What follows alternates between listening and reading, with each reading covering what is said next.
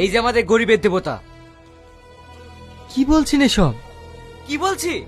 আপনি কি চাইছেন সেটা বলুন। আমাদেরকে কি একটু সুস্থভাবে বাঁচতে দেবেন না? আমি আবার কি করলাম? কি করলেন?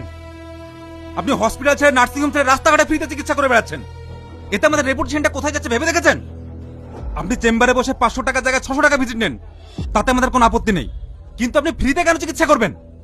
দেখুন, আমার কোনো টাকার লোভ নেই, আমি এভাবেই ঠিক আছি। ডাক্তারদেরকে মানুষ তাদের মনে ভগবানের পরের স্থান দিয়েছে, তাই আমরা যদি তাদেরকে বাঁচানোর দায়িত্ব নিয়ে তিলে তিলে মেরে ফেলি, সেটা ডাক্তারদের মানায় না। বেশি জ্ঞান দিয়েন না। হাজার হাজার নার্সিং হোম, হাজার হাজার ডায়াগনস্টিক সেন্টার খুলে বসে আছি, ব্যবসাটাকে ডকা তুলতে চান? এই সাধারণ মানুষের জীবন নিয়ে খেলা করাটা কি আপনারা ব্যবসা বলছেন?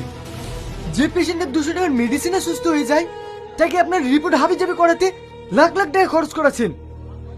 কিন্তু একটা কথা ভেবে দেখেছেন, যাদেরকে আমরা লাখ লাখ টাকা খরচ করাচ্ছি, তারা হয়তো ঘটে ঘটে বিক্রি করে চিকিৎসাটা করাচ্ছে, কিন্তু তাদের দৈনন্দিন জীবনে বেঁচে থাকার কতটা কষ্ট, সেটা তাদের মৃত্যুর থেকেও বেশি ভয়ানক।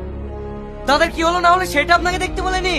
তারা যত অসুস্থ হবে তত আমাদের ব্যবসা চলবে, আর এর জন্য লাখ লাখ টাকা খরচ করে পড়াশোনা করে এসেছি। তা আমাকে কি বলতে চাইছেন?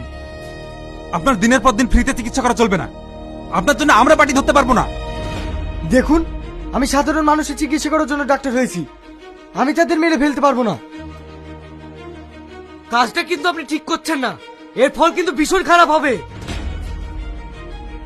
দেখুন, ওর সাথে থেকে থেকে আমি যেটা দেখেছি, ও মানুষের চোখে ভগবান সেজে গিয়েছে। তাই ওকে আটকাতে হলে এভাবে না, অন্য কৌশলে আটকাতে হবে। হ্যাঁ, তুমি ঠিকই বলেছো। ওর আমি এমন অবস্থা করব, সারা জীবনেও ভুলতে পারবে না।